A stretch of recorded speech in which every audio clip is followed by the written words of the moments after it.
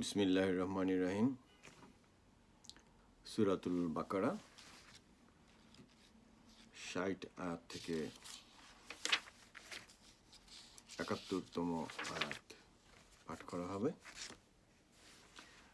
আউযু বিল্লাহি মিনাশ শাইতানির রাজিম। বিসমিল্লাহির রহমানির রহিম। وَإِذِ اسْتَسْقَىٰ مُوسَىٰ لِقَوْمِهِ فَقُلْنَا اضْرِب بِّعَصَاكَ الْحَجَرَ فَانفَجَرَتْ مِنْهُ اثْنَتَا عَشْرَةَ عَيْنًا قَدْ عَلِمَ كُلُّ أُنَاسٍ مَّشْرَبَهُمْ قُولُوا أَشْرَبُوا مِن رِّزْقِ اللَّهِ وَلَا تَعْثَوْا فِي الْأَرْضِ مُفْسِدِينَ وَإِذْ قُلْتُمْ يَا مُوسَىٰ لَن نَّصْبِرَ عَلَىٰ طَعَامٍ وَاحِدٍ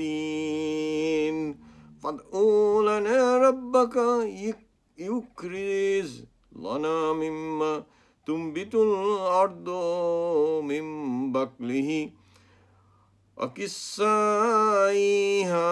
وَفُومِهَا وَعَدَسِهَا وَبَصَلِهَا قَالَ أَتَسْتَبْدِلُونَ الَّذِي هُوَ أَدْنَىٰ بِالَّذِي هُوَ خَيْرٌ اهْبِطُوا مِصْرًا فَإِنَّ لَكُم مَّا سَأَلْتُمْ وَضُرِبَتْ عَلَيْهِمُ الذِّلَّةُ وَالْمَسْكَنَّةُ وَبَاءُوا بِغَضَبٍ مِّنَ اللَّهِ ذَلِكَ بِأَنَّهُمْ كَانُوا يَكْفُرُونَ بِآيَاتِ اللَّهِ وَيَقْتُلُونَ النَّبِيِّينَ بِغَيْرِ الْحَقِّ ذَلِكَ بِمَا عَصَوا وَكَانُوا يَعْتَدُونَ إِنَّ الَّذِينَ آمَنُوا وَالَّذِينَ هَادُوا وَالنَّصَارَىٰ وَالصَّابِئِينَ مَنْ آمَنَ بِاللَّهِ الْيَوْمِ الْآخِرِ وَعَمِلَ صَالِحًا فَلَهُمْ أَجْرُهُمْ عِندَ رَبِّهِمْ وَلَا خَوْفٌ عَلَيْهِمْ وَلَا هُمْ يَحْزَنُونَ وَإِذْ أَخَذْنَا مِيثَاقَكُمْ وَرَفَعْنَا فَوْقَكُمُ الطُّورَ خُذُوا مَا آتَيْنَاكُمْ بِقُوَّةٍ وَاذْكُرُوا مَا فِيهِ لَعَلَّكُمْ تَتَّقُونَ ثُمَّ تَوَلَّيْتُم مِّن بَعْدِ ذَلِكَ فَلَوْلَا فَضْلُ اللَّهِ عَلَيْكُمْ وَرَحْمَتُهُ لَكُنتُم مِّنَ الْخَاسِرِينَ وَلَقَدْ عَلِمْتُمُ الَّذِينَ اعْتَدَوْا مِنكُمْ فِي السَّبْتِ فَقُلْنَا لَهُمْ كُونُوا قِرَادَةً خَاسِئِينَ فَجَعَلْنَاهَا نَكَالًا لِّمَا بَيْنَ يَدَيْهَا وَمَا خَلْفَهَا مَوْعِظَةً لِّلْمُتَّقِينَ وَإِذْ قَالَ مُوسَىٰ لِقَوْمِهِ إِنَّ اللَّهَ يَأْمُرُكُمْ أَن تَذْبَحُوا بَقَرَةً قَالُوا أَتَتَّخِذُونَا هُزُوًا قَالَ أعوذ بالله أن أكون من الجاهلين قالوا ادع لنا ربك يبين لنا ما هي قال إنه يقول إنها بقرة لا فارض ولا بقر أو أن بين ذلك فافعلوا ما تؤمرون قالوا ادع لنا ربك يبين لنا ما لونها قال إنه يقول إنها بقرة صفراء فاقع لونها تسر الناظرين قالوا ادع لنا ربك يبين لنا ما هي إن البقرة تشابه علينا وإن شاء الله لمهتدون قال إنه يقول إنها بقرة لا ذلول تثير الأرض ولا تسقي الحرث مسلمات لا شية فيها قالوا لنا جئت بالحق فذبحوها وما كادوا يفعلون صدق الله العظيم بسم الله الرحمن الرحيم বাংলা তর্জমা। আর যখন তোমরা বলেছিলে, হে মূসা, আমরা একই খাদ্যের উপর আর ধৈর্য রাখতে পারছি না, আমাদের জন্য তোমার রবের নিকট চাও যেন তিনি ভূমি থেকে শাকসবজি, শসা, গম, মসুর ও পেঁয়াজ উৎপন্ন করেন। তিনি বললেন, তোমরা কি উত্তম বস্তুর পরিবর্তে মন্দ বস্তু চাও? তাহলে এমন কোনো শহরে প্রবেশ করো, সেখানে তোমরা যা চাও তা পাবে। আর তারা লাঞ্ছনা ও দারিদ্রতায় নিপতিত হয়ে আল্লাহর ক্রোধের পাত্র হলো, কেননা তারা আল্লাহর আয়াতকে অস্বীকার করত আর নবীদেরকে অন্যায়ভাবে হত্যা করত। নাফরমানি ও সীমালঙ্ঘনের কারণেই তাদের এ পরিণতি। নিশ্চয়ই যারা ঈমানদার আর যারা ইহুদি এবং খ্রিস্টান এবং সাবিঈন, যারা আল্লাহ ও পরকালে প্রতি বিশ্বাস রাখে আর সৎ কাজ করে, তাদের জন্য রয়েছে তাদের রবের নিকট পুরস্কার। তাদের কোনো ভয় নেই আর তারা দুঃখিতও হবে না। আর যখন আমি ওয়াদা নিলাম এবং তুরকে তাদের উপর আল্লাহ ধরলেন এবং বললেন, যা দিলাম তা দৃঢ়ভাবে গ্রহণ করো এবং তাতে যা আছে স্মরণ রাখো, যেন সতর্ক হতে পারো। এরপরও তোমরা তা থেকে ফিরে গেলে যদি আল্লাহর দয়া অনুগ্রহ না থাকতো, তবে নিশ্চয়ই তোমরা ক্ষতিগ্রস্ত হতে। আর যারা শনিবারে সীমা লঙ্ঘন করেছিল, তোমরা তাদের জানতে। আমি আল্লাহ বললেন, তোমরা ঘৃণিত বানর হও। এটা তাদের সমসাময়িক ও পরবর্তীদের জন্য দৃষ্টান্ত ও মুত্তাকিদের জন্য উপদেশ স্বরূপ করা হলো। যখন মূসা তার কওমকে বলল, আল্লাহ তোমাদেরকে হুকুম দিচ্ছেন গাভী জবেহ করো, তারা বলল, তুমি কি ঠাট্টা করছো? মূসা বললেন, আল্লাহর পানা চাই মূর্খদের দলভুক্ত হওয়া থেকে। তারা বলল, রবকে বলো স্পষ্ট করে জানিয়ে দিক তা কি? মূসা বলল, আল্লাহ বলেছেন তা এমন একটি গাভী যা না বৃদ্ধ আর না বাছুর, বরং এ দুয়ের মাঝামাঝি। সুতরাং নির্দেশ মতো জবেহ করো। তারা বলল, রবকে বলো যেন স্পষ্ট করে বলে দেন তার কি রং। মুসা বলল, সেটা হলুদ বর্ণের গাভী, রংটি উজ্জ্বল গাঢ়, যা দর্শকদের আনন্দ দেয়। তারা বলল, তুমি রবকে বলো তিনি যেন বলে দেন সেটা কি, কেননা গরুটি আমাদেরকে সন্দেহের ভিতরে ফেলেছে। আল্লাহ ইচ্ছা করলে অবশ্যই আমরা সুপথ পাব। মুসা বললেন, সেটি এমন গাভী যা জমি চাষে ও সেচে ব্যবহৃত হয়নি, এটি সুস্থ ও নিখুঁত। তারা বলল, এখন তুমি সঠিক তথ্য বলে দিলে। অতঃপর তারা সেটি তাদের ইচ্ছা না থাকা সত্ত্বেও জবেহ করেছিল।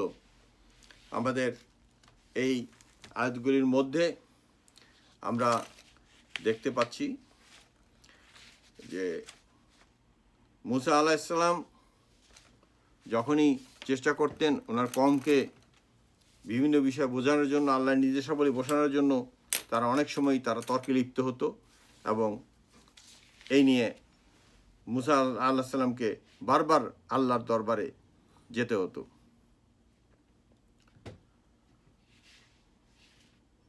এখানে উল্লেখ্য যে মুসা মিডল ইস্টে ওই সময় পানির ক্রাইসিস ছিল, এখনও আছে। তো মুসা তার গোত্রের জন্য যখন পানি চাইল, আল্লাহ মুসা আলাইহিস সালামকে বললেন লাঠি দিয়ে পাথরে আঘাত করার জন্য। সেখান থেকে মুসা নবী যখন আঘাত করলেন পাথরে, তখন 12টি ধারা প্রবাহিত হলো এবং মুসার গোত্রের লোকজন এই 12টি ধারা বা ঝর্ণা বা নদী সমূহে পাশ দিয়ে বসবাস করতে লাগলো এবং তারা 12টি গোত্রে বিভক্তও ছিল। আল্লাহ বললেন যে তোমরা খাও এবং পান করো আল্লাহর প্রদত্ত রিজিক থেকে এবং পৃথিবীতে বিপর্যয় সৃষ্টি করো না। আল কোরআনের কিছুক্ষণ পরপরেই দেখা যাবে যে আল্লাহ সবসময় বলেছে যে তোমরা পৃথিবীতে বিপর্যয় সৃষ্টি করো না, অন্যের হক নষ্ট করো না, অন্যের উপর জুলুম করো না। 61 নম্বর আয়াতে মর্মকথা এরকম, তখন তারা বলেছিল একই ধরনের খাদ্যের উপর ভরসা রাখা যায় না। মুসা আলাইহিস সালাম, তুমি আল্লাহর নিকট অন্য কিছু খাবারও চাও, যেমন শাকসবজি, শসা, গম, মসুর, পেঁয়াজ ইত্যাদি। আল্লাহ বলেন, তোমরা কি উত্তমের পরিবর্তে মন্দ বস্তু চাও? তাহলে এমন কোনো শহরে তোমরা চলে যাও, তোমরা যা চাইবে তাই পাবে। আর তারা কি করলো? যখন আল্লাহর দেওয়া রিজিকের প্রতি তাদের আস্থা হারিয়ে ফেললো, তখন তারা আল্লাহর লাঞ্ছনা পাইল এবং তারা দারিদ্র্যে নিপতিত হলো, কারণ তারা হয়েছিল আল্লাহর ক্রোধের পাত্র। এদের ধারণা ছিল যে তারা আল্লাহর আয়াতগুলাহ ওহীগুলাকে প্রায় অস্বীকার করত এবং নবীদেরকে হত্যা করত। তারা ছিল সীমালঙ্ঘনকারী এবং নাফরমানকারী। আল্লাহ বলেন 62 নম্বর আয়াতের মর্মকথা এরকম, ইহুদি, খ্রিস্টান এবং সাবিইনরা ফেরেশতাদের উপর বিশ্বাস করত এবং নক্ষত্রের উপর বিশ্বাস করত। আর তারা বিশ্বাস করত আরও আল্লাহ এবং পরকালেও তারা বিশ্বাস করত এবং তাদের সৎ কাজ করার জন্য আদেশ ছিল। এবং আল্লাহ বলেন, যেহেতু তারা সৎ কাজ করত, তারা ইহুদি এবং খ্রিস্টান এবং আল্লাহর ফেরেশতাদের উপরে তারা বিশ্বাস স্থাপন করেছিল এবং আল্লাহর উপরে বিশ্বাস করেছিল এবং পরকালে বিশ্বাস করেছিল। এই জন্য তাদের জন্য কোনো ভয় ছিল না এবং তাদের কোনো দুঃখও হবে না। আল্লাহ এই ইহুদি সম্প্রদায়ের উপরে তুর পাহাড়কে ধরে নিয়ে তাদেরকে ভয় দেখিয়ে তাদের কাছ থেকে ওয়াদাও আদায় করে নিয়েছিলেন এবং তাদের কাছ থেকে এই ওয়াদা আদায় করে নিয়েছিলেন যে তারা যেন যেই ওহীগুলা দেওয়া হয়েছে তাদেরকে জীবন পরিচালনার জন্য, সেগুলো যেন তারা মেনে চলে এবং স্মরণ রাখে, এবং তারা যেন সতর্ক হতে পারে যাতে তারা সৎ পথে, সরল পথে থাকতে পারে এবং আখিরাতে ভালো কিছু আশা করতে পারে তারা। আল্লাহ এখানে আরও উল্লেখ করেন 65 নম্বর আয়াতের মর্মকথা, শনিবার দিন কাজ করার কোনো নির্দেশ ছিল না, কিন্তু তারা কি করেছিল, শনিবার দিন তারা এই কাজে নেমে পড়ত।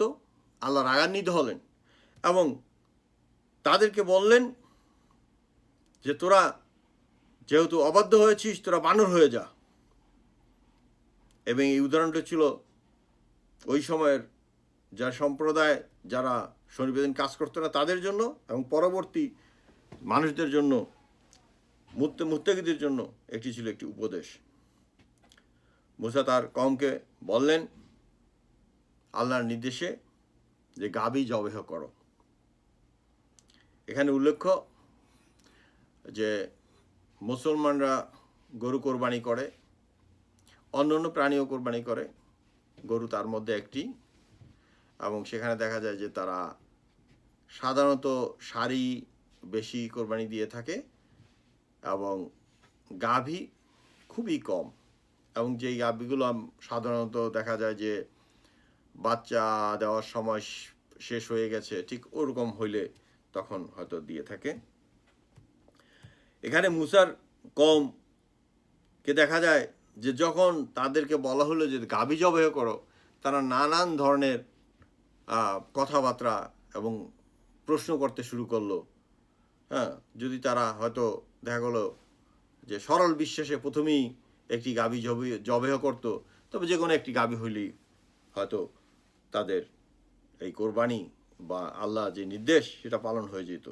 কিন্তু তারা শুরু করলো নানান ধরনের বাহানা।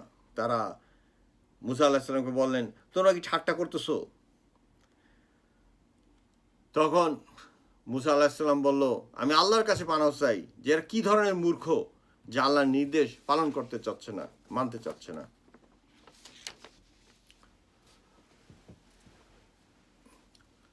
তখন তারা শুরু করলো যে গাভীটা কীরকম হবে, বয়স কত হবে, বাছুর হবে না গাভী হবে না বুড়া হবে, ইত্যাদি প্রশ্ন তারা শুরু করলো। আল্লাহ তখন তাদেরকে বলে দিলেন যে গাভীটা বাছুরও হবে না, আবার বুড়াও হবে না, বৃদ্ধাও হবে না, এর মাঝামাঝি বয়সের এরকম একটা জবাই করত। তখন তারা আবার মুসা আলাইহিস সালামকে আবারও প্রশ্ন করলো যে গাভীটার রং কীরকম হবে। তখন মুসা আলাইহিস সালাম আল্লাহর নির্দেশে বললেন যে গাভীটি হবে হলুদ রঙের। তখন তারা বলল যে গাভী তো জব করব, কিন্তু এটা তো আমাদেরকে নানান সন্দেহের ভিতর ফেলে দিছে, তখন এটা কীরকম হবে গাভীটা। তখন মুসা আল্লাহর নির্দেশে বললেন যে গাভীটা হবে এরকম যে কখনো জমি চাষ বা পানি তোলার কাজ করেনি, মানে কখনো কঠোর পরিশ্রমের কাজ এটি করেনি, এবং এটার শরীর স্বাস্থ্য হবে খুবই সুন্দর, এবং গাড়িটি হবে ত্রুটিপূর্ণ, যেমন শিং ভাঙা না, হাত ভাঙা না, পা ভাঙা না, এরকম হবে আর কি গাভীটি, লেজ কাটা না, এই ধরনের একটা বর্ণনা দিল। তখন মুসার কওম বলল, এইবার তুমি আমাদেরকে সঠিক বর্ণনা দিয়েছ। তারপরে তারা কি করলো, অনেক কষ্টে তারা একটি গাভী বাছাই করে সেটা জবাই করল আল্লাহর উদ্দেশ্যে। দেখা যাচ্ছে যে এই যে আল্লাহর নির্দেশ এবং কে শ্রেষ্ঠ, সৃষ্টির সেরা, এই সমস্ত বিষয়ে আমরা নানান ধরনের বাহানা করি, আমরা যৌক্তিক আচরণ করি না, অথচ আল্লাহ রাব্বুল আলামিন মানুষকে সৃষ্টির সেরা করেছেন। যখন আমরা কোনো প্রতিযোগিতায় যাই, কোনো চাকরির জন্য বা রাজনীতির জন্য, আমরা চেষ্টা করি বোঝানোর জন্য যে কে উত্তম, কে কার চেয়ে উত্তম, ও তার চেয়ে আমি কম কিসে, ইত্যাদি ইত্যাদি নানা প্রকারের চিন্তাভাবনা করার চেষ্টা করি, যৌক্তিকতা উপস্থাপনের চেষ্টা করি। কিন্তু মানুষের চেয়ে কে শ্রেষ্ঠ হতে পারে এই ব্যাপারে আমরা চিন্তা করি না।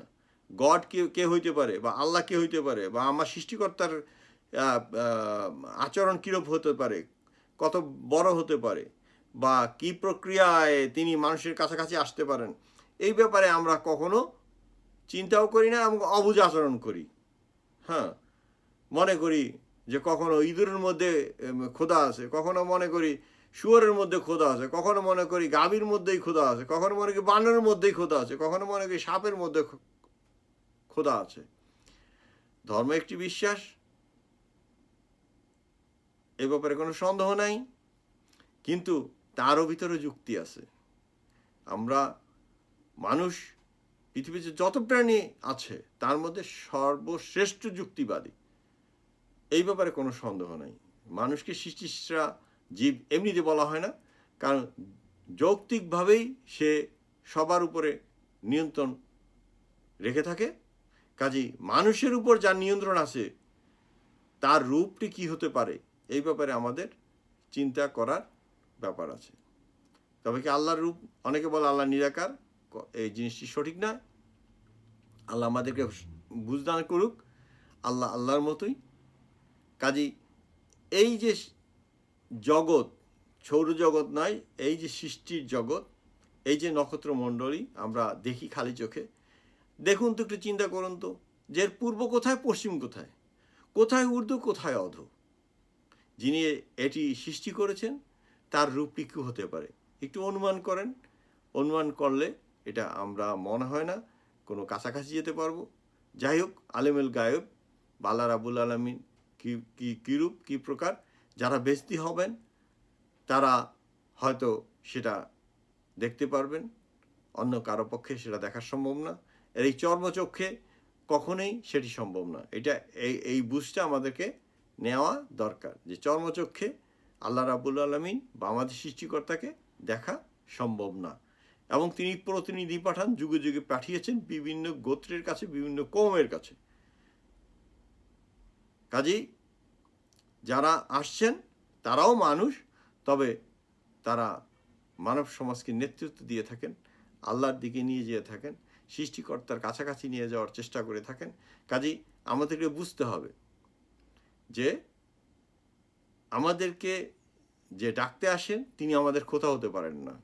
যিনি মানুষ তিনি খোদা হতে পারেন না।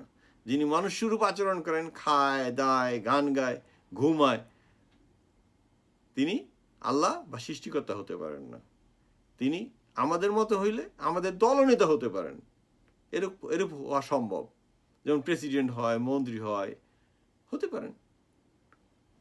সৃষ্টিকর্তার দিকে আদেশ যাওয়ার জন্য আদেশ দেন, সৎ কাজের আদেশ দেন, অসৎ কাজের নিষেধ দেন। তারা কে? তারা আমাদের নেতা, তারা আমাদের পয়গম্বর, তারা আমাদের নবী। আল্লাহ সবাইকে বুঝদান করুক, সহি বুঝদান করুক। আমিন, আমিন, আমিন। আল্লাহ হাফেজ।